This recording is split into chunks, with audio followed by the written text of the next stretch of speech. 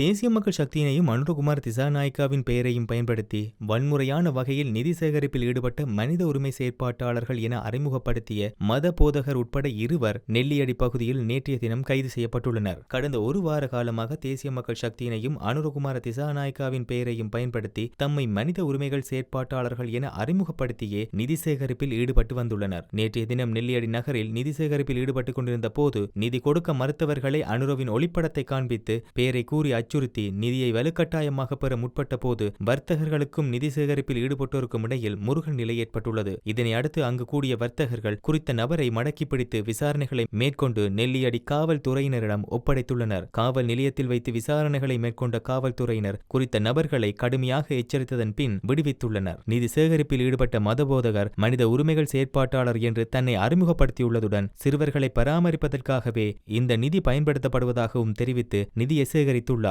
ஆனாலும் அதற்கான பற்றுச்சீட்டுகள் எவற்றையும் வழங்கியிருக்கவில்லை. நிதி கொடுக்க மறுத்தவர்களை எலிக்காய்ச்சல் வந்து சாவாய் என்றும் அனுரவை நான் தான் யாழ்ப்பாணம் அழைத்து வந்தேன் என்றும் அனுர ஆட்களை பற்றி தெரியும் தானே என்றும் அச்சுறுத்தியுள்ளார். குறித்த மதபோதகர் கடந்த காலங்களில் தேசிய மக்கள் சக்தியின் பிரச்சார மேடைகளில் ஆசி உரைகளை கூறி தேசிய மக்கள் சக்தி அரசாங்கத்திற்கு ஆதரவு கோரி ஆசி உரைகளையும் வழங்கி வந்தவர் என்பது குறிப்பிடத்தக்கது.